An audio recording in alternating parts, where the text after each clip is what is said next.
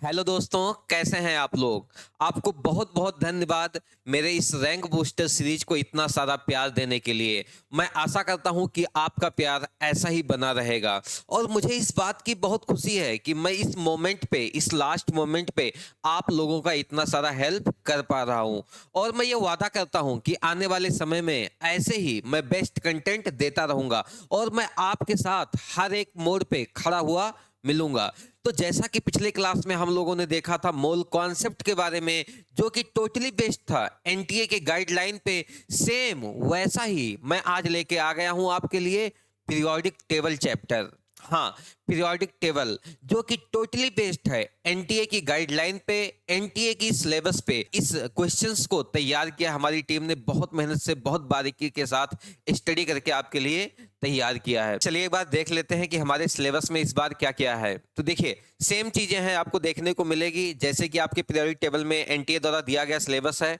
Modern periodic law and present form of periodic table आपको अच्छे से पता है। SPDF block elements, periodic trends very very important, in properties of elements, atomic and ionic radii, ionisation enthalpy, electron gain enthalpy, balance, oxidation state and chemical reactivity. तो आज के जो आपको क्वेश्चंस मिलने वाले हैं ये टोटली इन्हीं टॉपिक पे बेस्ड रहेंगे। तो आपको बहुत अच्छे से ध्यान से देखना है, उसको वीडियो को पॉज करना है, क्वेश्चन सॉल्व करना है, फिर उसका आपको कमेंट करना है। ओके, तो चलिए देखिए आपके सामने क्वेश्चन नंबर 1 आ चुका है। Which of the following items should have the largest size. चलिए बताइए कैसे इसको सॉल्व करेंगे, ट्राई करिए आप लोग। तो आपको सबसे पहले देखना क्या है कि यहाँ पे सीजियम है, फ्रेंसियम है, क्रिप्टन है, जेनॉन है। जिसमें से हमारे पास फर्स्ट ग्रुप के एलिमेंट है और कौन से ग्रुप के एलिमेंट है आपके पास 18th ग्रुप के एलिमेंट हैं। तो पहले आप इनको सजा लीजिए कि ये कहाँ पे आएंगे। तो हम फर्स्ट ग्रुप के एलिमेंट का नाम लिखें, हाइड्रोजन, लिथियम, हलीना का रव से फरियाद। और 18th ग्रुप के एलिमेंट की बात करें तो क्या था, helium, neon, argon, krypton, xenon, radon. ठीक। तो आपको पता है कि अगर हम इनकी बात करें तो ये हमारे पास कौन से पीरियड का एलिमेंट हो जाएगा, फर्स्ट पीरियड, ये सेकेंड, ये थर्ड, ये फोर्थ, ये फाइव और ये सिक्स और ये सेवन। अब देखो कॉन्सेप्ट आपको क्या लगाना है कि जब भी हम लेफ्ट टू राइट जाते हैं तो साइज क्या होता है, डिक्रीज, और टॉप टू बॉटम आते हैं तो साइज क्या होता है, इंक्रीज। ऊपर से नीचे आते हैं तो नंबर ऑफ सेल बढ़ता है तो साइज बढ़ता जाता है। लेफ्ट टू राइट जाते हैं तो जेड इफेक्टिव बढ़ता है जिसकी वजह से साइज क्या होता जाता है, छोटा होता हुआ चला जाता है। तो हमारा जो ट्रेंड है यहाँ पे देखिएगा हम कैसे इसको सॉल्व करेंगे। तो आप ध्यान से देखोगे तो हमारे पास सीजियम कौन से पीरियड का एलिमेंट है, ये सिक्स्थ पीरियड का एलिमेंट है। लेकिन अगर यहाँ पे हम बात करें, फ्रेंसियम की बात करें तो ये किसका है, सेवंथ पीरियड का एलिमेंट है। और कौन बचा आपके पास, क्रिप्टन और जेनॉन। ये क्रिप्टन किसका है, ये फिफ्थ का है, और ये किसका है, फोर्थ का। तो आप एक चीज बताइए, जब नंबर ऑफ सेल बढ़ते हैं या फिर तो क्या होगा, ऊपर से नीचे आएंगे तो नंबर ऑफ सेल बढ़ेगा तो साइज भी क्या होगा, इंक्रीज होगा। तो सिंपल सा बात है, जो यहाँ पे जवाब आने वाला है आपका, बिल्कुल आपने सही सोचा कि हमारे पास फ्रेंसियम का साइज क्या हो जाएगा, सबसे बड़ा हो जाएगा। So answer would be our B. I hope it is clear, सबको समझ में आ गया होगा। चलिए आगे बढ़ते हैं। तो चलिए आपके सामने में एक सेकंड नंबर क्वेश्चन आ चुका है, इसको सॉल्व करने का कोशिश करिए। देखिए ध्यान दीजिएगा इस क्वेश्चन पे। आपसे बोला the ionic radii of O2 minus. ध्यान दीजिएगा यहाँ क्वेश्चन में थोड़ा सा एरर है, इसको सही कर लीजिए। यहाँ पे लिख लीजिए O2 माइनस, ऐसा रहेगा। ठीक, अब सॉल्व करिए।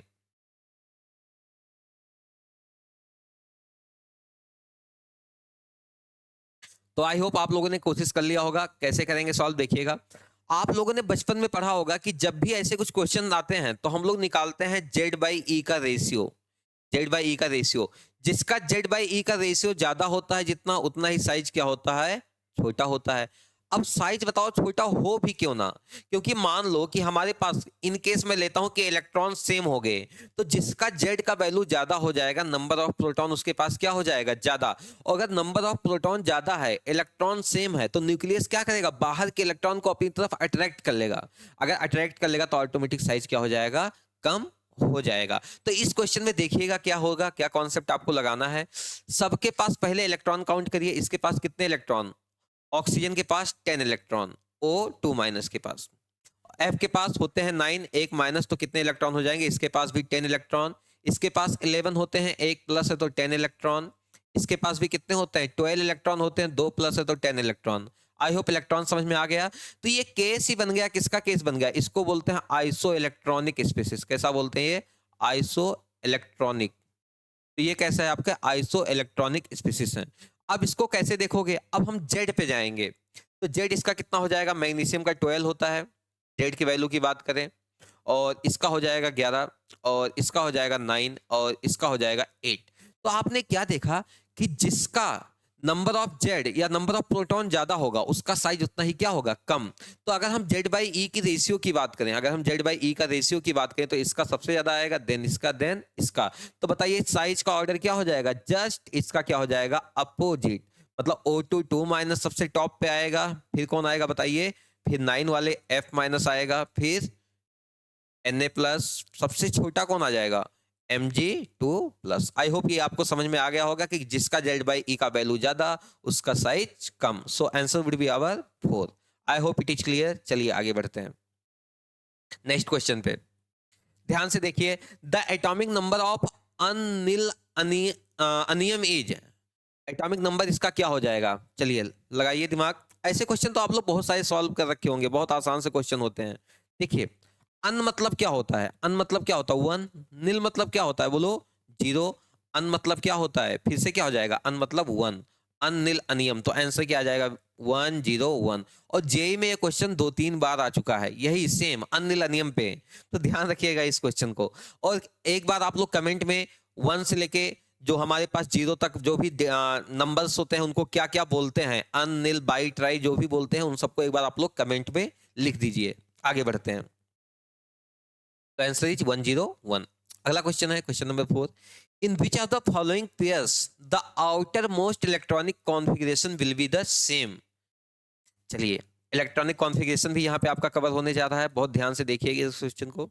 इसके पास इलेक्ट्रॉनिक कॉन्फ़िगरेशन सेम है। देखिए क्वेश्चन का, देखिए क्वेश्चन कितना प्यारा है कि यहाँ पे इलेक्ट्रॉनिक कॉन्फ़िगरेशन ना पूछ के आपको ये भी सिखाया जा रहा है कि हम अगर पॉजिटिव चार्ज लाएंगे तो इलेक्ट्रॉन निकलेंगे कहाँ से, उसके पास अनपेयर्ड इलेक्ट्रॉन कितने बचेंगे, बहुत सारी कुछ चीजें इस क्वेश्चन में छुपी हुई हैं।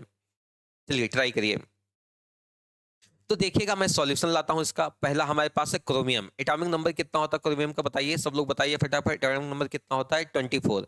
इलेक्ट्रॉनिक कॉन्फ़िगरेशन कितना होता है 4s1 3d5। चलिए मैग्नीज के लिए देखिए, मैग्नीज का कितना होता है बोलिए एटॉमिक नंबर 25। इलेक्ट्रॉनिक कॉन्फ़िगरेशन क्या होता है 4s2 3d5। आइए ऐसे सबका लिख लेते हैं। निकल का कितना होता है बोलो 4s2 3d8। मैं अभी चार्ज फॉर्म का नहीं लिख रहा हूं, मैं निकल का ही लिख रहा हूं। कॉपर का 4s1 3d बोलिए 10। आयरन का कितना होता है 4s2 3d6। कोबाल्ट का कितना होता है 4s2 3d7। वेनेडियम का कितना होता है 4s2 3d3। क्रोमियम का कितना होता है 4s1 3d5। देखिए आपको ये सब करना नहीं है, एग्जाम में आप डायरेक्ट आंसर निकालोगे, अभी वो भी बताते हैं कैसे निकालोगे, ये तो मैं आपको बस जस्ट बताने के लिए लिख रहा हूं। अब क्रोमियम पे +1 है तो आपको समझ में आ गया होगा कि यहां से एक हटा दो तो कितना बचेगा 3d5। इसमें क्या मैग्नीज पे +2 है, हमेशा आउटर मोस्ट सेल से इलेक्ट्रॉन निकलता है। ऐसा मत सोचना कि हम डी से निकाल लेंगे 3d से। सबसे आउटर मोस्ट सेल कौन सा है 4, तो वहीं से इलेक्ट्रॉन निकलेगा। बताइए इसमें कहां से, मैग्नीज में से कहां से निकलेगा आपका 4h2 से निकलेगा, तो कितना बचेगा 3d5। वाओ, यही तो आपसे पूछा था कि हमारे पास outermost electronic configuration will be same. तो आपका तो आंसर यहीं पे आ चुका है। बट और देख लेते हैं Fe+2 के लिए क्या आ जाएगा बोलो 3d6, क्योंकि ये दोनों निकाल दोगे। कोबाल्ट के लिए कितना आ जाएगा 3d7, क्योंकि ये निकाल दोगे। कोबाल्ट प्लस है ना, सॉरी, तो ये कितना आ जाएगा आपका 4s1 आ जाएगा। ये आ जाएगा 4s1 3d7। ये किसके लिए, आपके लिए कोबाल्ट प्लस के लिए। अच्छा ऐसे ही निकल के लिए कितना आ जाएगा, ये तो दोनों इलेक्ट्रॉन हट गया 3d8। ऐसे ही कॉपर प्लस के लिए कितना आ जाएगा, ये हट गया 3d10। वेनेडियम के लिए कितना आ जाएगा, 2 गायब कर दो आप लोग, तो यहां से 2 गायब हो गया 3d3। क्रोमियम के लिए कितना जाएगा, 1 गायब कर दो 3d5। तो मैंने सारे क्वेश्चन को आपको बता दिया कि कैसे आपको यहाँ पे लेके चलना है। तो आपका आंसर तो आ चुका है, answer is ever 1। Okay, I hope it is clear. ठीक है, अब आप एक काम करना, मैं आपको यहाँ पे होमवर्क दे रहा हूँ कि आपको ये बताना है कि हमारे पास निकल में और कॉपर में टोटल अनपेयर्ड इलेक्ट्रॉन कितने होते हैं? Number of unpaired electron, just comment below. चलिए आगे बढ़ते हैं। तो दोस्तों आपके सामने क्वेश्चन नंबर 5 आ चुका है। For a molecule Br2, total distance between two nuclei is 3.2 angstrom. What will be the covalent radius of Br atom? चलिए ट्राई करिए इस क्वेश्चन को। देखो कैसे सॉल्व करेंगे। हमारे पास कोवैलेंट रेडियस डिफाइन कैसे होता है? मान लीजिए हमारे पास दो एटम है, ए टाइप के एटम है, ये भी ए, ये भी ए, तो ये क्या कहलाता है? इनका इंटरन्यूक्लियर डिस्टेंस कहलाता है। तो हमारे पास रेडियस क्या होता है? कोवैलेंट रेडियस होता है D A A. D A क्या है यहाँ पे? ये इंटरन्यूक्लियर डिस्टेंस है इसका, डी ए ए। और बाई क्या करते हैं? 2 करते हैं। तो सिंपली आपको क्या करना था? आर ए इक्वल टू क्या निकालना था? बोलो 3.2 बाई 2 करना था एंगस्ट्रॉम। इट मींस कितना आ जाएगा? 1.6 एंगस्ट्रॉम। आई होप सभी का आंसर यहां तक आ गया होगा। चलिए आगे बढ़ते हैं। Answer is your A. Question number हम लोग पहुंचते हैं 6 पे। Consider the element magnesium, aluminium, sulphur, phosphorus, silicon, the correct increasing order of their first ionisation enthalpy. Ionisation enthalpy का ऑर्डर बताना है आपको। तो देखिए आयनाइजेशन एंथैल्पी कैसे निकालेंगे इसका, या इसको बोल सकते हैं आयनाइजेशन एनर्जी कैसे निकालेंगे, आप लोग ध्यान से देखिएगा। ये कौन से पीरियड के एलिमेंट है? पहले ये देखो, they belongs to third period element. तो आपको थर्ड पीरियड एलिमेंट के सारे एलिमेंट लिख लेना है। क्या क्या आता है बोलिए? Sodium, magnesium, aluminium, silicon, phosphorus, sulphur, chlorine, argon. अब आप लोगों ने पढ़ा होगा, आयोनाइजेशन एनर्जी का ऑर्डर पढ़ा होगा कि हमारे पास होता क्या है, इधर से इधर जाने पे साइज क्या हो रहा है? इधर से इधर जाने पे आपका साइज क्या हो रहा है? साइज डिक्रीज हो रहा है। तो साइज डिक्रीज होता है तो हमारे पास होता क्या? आयोनाइजेशन एनर्जी क्या होता है बोलिए, या आयोनाइजेशन एंथैल्पी क्या हो जाता है? बढ़ता हुआ चला जाता है। तो बट यहाँ पे थोड़ा सा आपको एक कॉन्सेप्ट लगाना होता है, ध्यान देना होता है कुछ चीजों को, कि अगर हम बात करें मैग्नीशियम का और हम बात करें एल्युमिनियम का, तो यहाँ पे एनर्जी का जो ऑर्डर है वो चेंज हो जाता है, क्योंकि इसका इलेक्ट्रॉनिक कॉन्फ़िगरेशन NH2 होता है और इसका क्या होता है? NH2NP1 होता है। इसका पेनिट्रेशन पावर ज्यादा है, न्यूक्लियस के ज्यादा पास है, तो इसके इलेक्ट्रॉन को निकालने में आपको बहुत दिक्कत होने वाला है, ज्यादा एनर्जी देना पड़ेगा। लेकिन जो NP1 होता है ना, थोड़ा न्यूक्लियस से दूर होता है, तो इसका इलेक्ट्रॉन आसानी से निकल जाएगा। तो दैट्स वाई इसके लिए ना, जो आपके पास एल्युमिनियम है उसके लिए क्या हो जाएगा? आपके लिए जो आयोनाइजेशन एनर्जी थोड़ा क्या हो जाएगा? कम हो जाएगा। आगे बात करते हैं आपके लिए ये फास्फोरस और सल्फर के लिए बात करते हैं। जो इलेक्ट्रॉनिक कॉन्फ़िगरेशन होता है इसका होता है NH2 और NP3 होता है, लेकिन इसका क्या होता है? NH2NP4। ये देखिए जो हमारे पास सल्फर है, यहाँ पे फास्फोरस है, ये हाफ फील्ड रखा है। NP3 मतलब कैसा? ये हाफ फील्ड है, जो कि थोड़ा ज्यादा स्टेबल है। तो इसको इसके कंपेयर में फास्फोरस को थोड़ा ज्यादा एनर्जी आपको देना पड़ेगा। तो दैट्स वाई यहाँ पे भी एनर्जी का एक्सचेंज हो जाएगा। तो आपका करेक्ट ऑर्डर क्या आ जाएगा? देखिएगा एक बार, सोडियम, देन कौन आ जाएगा बताइए? एल्युमिनियम पीछे आ जाएगा, देन मैग्नीशियम आ जाएगा, देन आपके पास silicon, then sulphur, phosphorus, then chlorine, ये आपके पास, और सबसे टॉप पे आएगा आर्गन, इनर्ट है। तो चेक कर लीजिए कौन सा आंसर आपके पास मैच कर रहा है, देखिएगा। तो इन सब में सबसे पीछे आएगा एल्युमिनियम, देन मैग्नीशियम, बिल्कुल सही, ये गलत हो गया सिलिकॉन सल्फर में। अगला देखते हैं, एल्युमिनियम ठीक है, मैग्नीशियम सही है, सिलिकॉन भी सही है, sulphur and phosphorus. So second is your answer. I hope it is clear. चलो आगे बढ़ते हैं नेक्स्ट क्वेश्चन पे। चलिए आपके लिए कुछ लाइंस आ गए यहाँ पे, देखिएगा। तो डियर स्टूडेंट्स, आप लोग लगे रहिए, मेहनत करते रहिए, क्योंकि अगर आप हौसला रखेंगे तो क्या बोला गया है? रख हौसला वो मंजर भी आएगा, रख हौसला वो मंजर भी आएगा, प्यासे के पास चलकर समंदर भी आएगा, थक कर मत बैठ, थक कर ना बैठ ऐ मंजिल के मुसाफिर, मंजिल भी मिलेगी और मिलने का मजा भी आएगा। कहते हैं ना कि सफर आपका जितना कठिन होगा ना, जो लक्ष्य पे आप पहुंचोगे ना, उतना ही आपको मजा आने वाला, उतना ही आपको सुकून मिलेगा, आप उतना ही उसको एंजॉय करने वाले हो। तो ये अभी आपके कठिनाई के दिन है, आप लगे रहिए, मेहनत करते रहिए, आपका दिन बहुत अच्छा आने वाला है। चलिए आगे बढ़ते हैं। क्वेश्चन नंबर 7 पे आ जाते हैं। बोला गया है कि IP1 and IP2 of magnesium are इतना एंड इतना, the energy required for the reaction. बोला कि हम Mg, क्वेश्चन में दे रखा है Mg से Mg प्लस पे जाते हैं तो इसके लिए IP1 का वैल्यू दे रखा 178, और बोला Mg प्लस से अगर हम Mg प्लस 2 पे जाते हैं तो कितना बोल रखा है ये 348। तो बोला अगर हम डायरेक्ट जाएंगे तो उसका आईपी कितना हो जाएगा, तो आप कॉमन सेंस लगा के डायरेक्ट इसका आंसर निकाल सकते हो। आप क्या करोगे, आप इसको ऐड करते करते चले जाओगे। आप सोचो ना कि आपने सुबह कुछ खाना स्टार्ट किया, दोपहर में खाया, फिर शाम में खाया, किसी ने पूछा पूरे दिन में कितना खाया, तो जितना खाए हो सबको ऐड करके बता दो। तो इन दोनों को क्या कर दो, ऐड कर दोगे 178, तो ये अराउंड आ जाएगा 526 के आसपास आंसर आ जाएगा। So answer is your B. I hope it is clear. Next question पे चलते हैं। In which of the following have higher difference in value of second and third ionization potential. बहुत प्यारा कॉन्सेप्ट यहाँ पे आ जाता है, ध्यान दीजिएगा। अगर हम आयोनाइजेशन पोटेंशियल की बात करते हैं कि कहाँ पे बहुत ज्यादा चेंज आएगा, तो होता क्या है, जब हम नंबर ऑफ सेल चेंज करते हैं तो वहां पे जो डिफरेंस होता है ना बहुत ज्यादा आता है। समझने की कोशिश करिएगा। ये आपका हमारे पास ये पहला सेल है, ये सेकेंड सेल है, ये थर्ड सेल है। मान लो थर्ड सेल में आपके पास 2 इलेक्ट्रॉन थे, 1 इलेक्ट्रॉन और 2 इलेक्ट्रॉन। तो आप जैसे ही थर्ड सेल के दोनों इलेक्ट्रॉन निकाल लोगे, अगले सेल में तीसरा इलेक्ट्रॉन निकालने जाओगे तो जो एनर्जी गैप है ना, इन दोनों में एनर्जी गैप उतना नहीं होगा थर्ड सेल में, लेकिन थर्ड से जब सेकंड में जाओगे दोनों इलेक्ट्रॉन निकाल के, तो सेकंड और थर्ड में जो एनर्जी गैप होगा बहुत ज्यादा दिखाई देने वाला है। क्योंकि आपने क्या किया, पहले तो एक ही सेल से दोनों इलेक्ट्रॉन को निकाल रहे थे, लेकिन जब तीसरा इलेक्ट्रॉन निकालने गए तो कहीं ना कहीं सेल को तोड़ के अंदर घुस के इलेक्ट्रॉन निकालने जा रहे हो, तो आपको एनर्जी भी उसी के अकॉर्डिंग ज्यादा देना पड़ेगा, क्योंकि आप न्यूक्लियस के ज्यादा करीब से जाके इलेक्ट्रॉन को निकाल रहे हो। Are you getting my point? Question देखिएगा।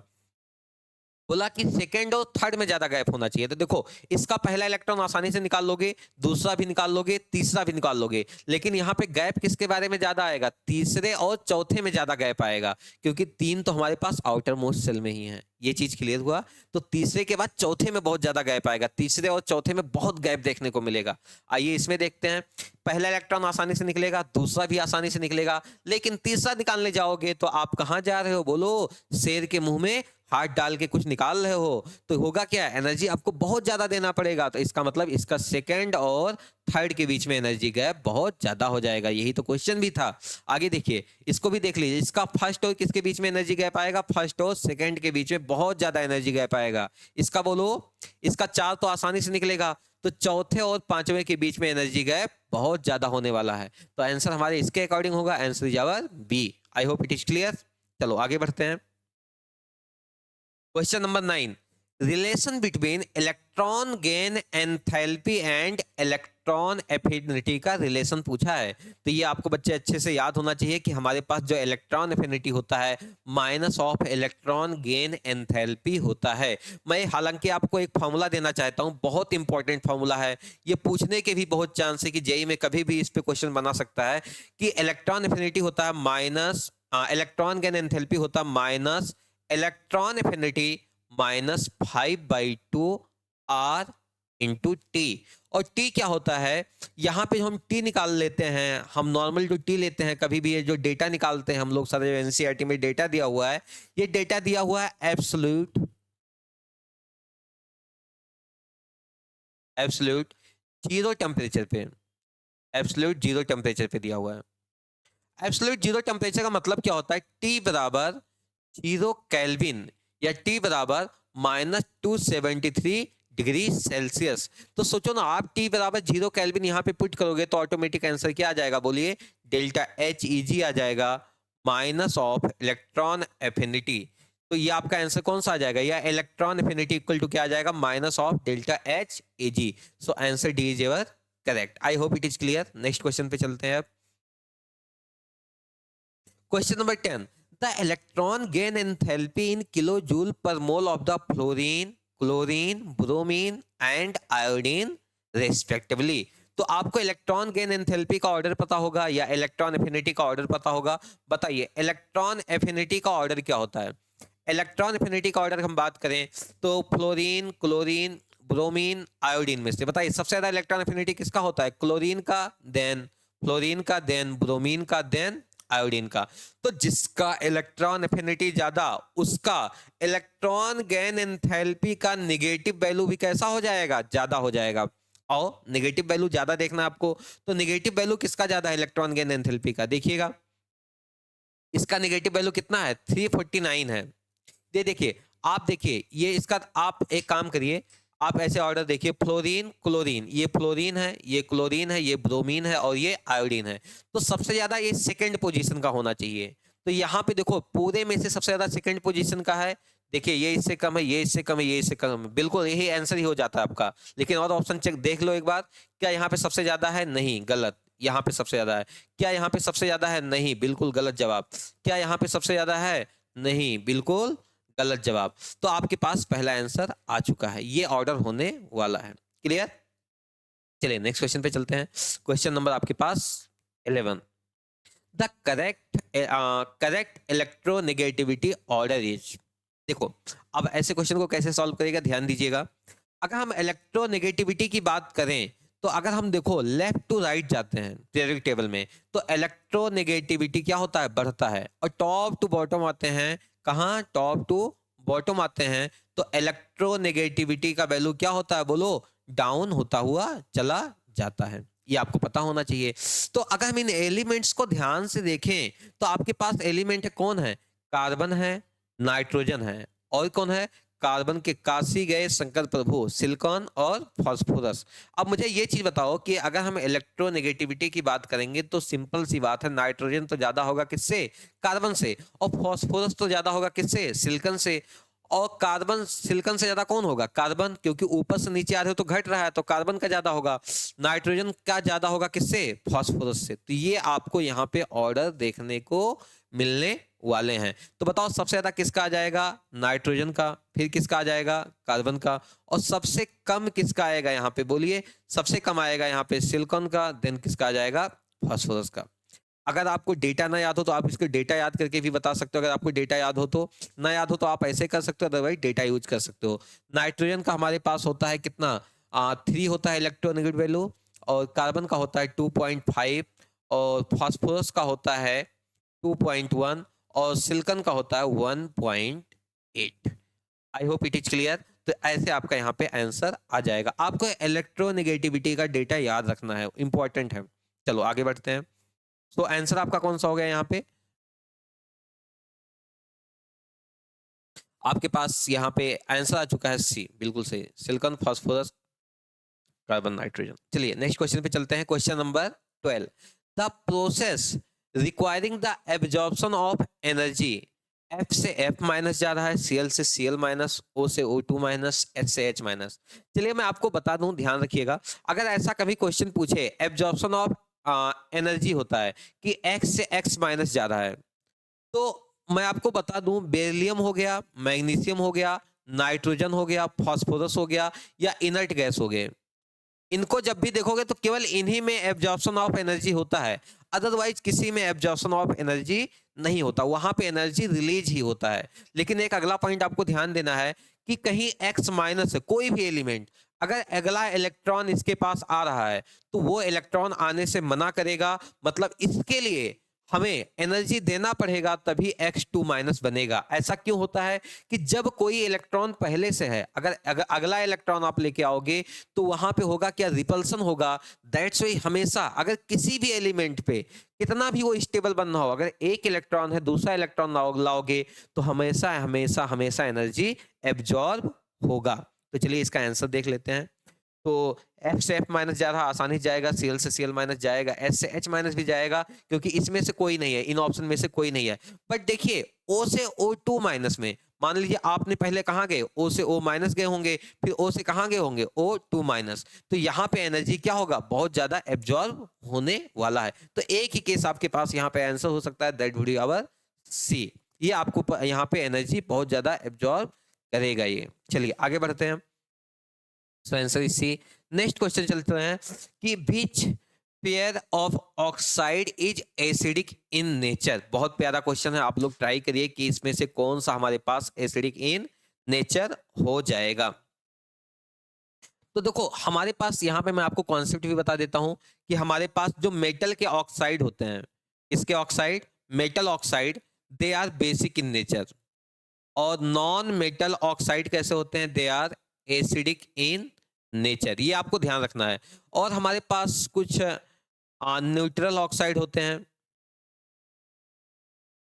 वो कौन होते हैं बोलिए आपके पास, उनको याद रखना है। ये आपके पास होता है CO, NO और N2O। ये तीन आपको याद रखना है कि हमारे पास न्यूट्रल ऑक्साइड कौन से हो जाएंगे, CO, NO और N2O।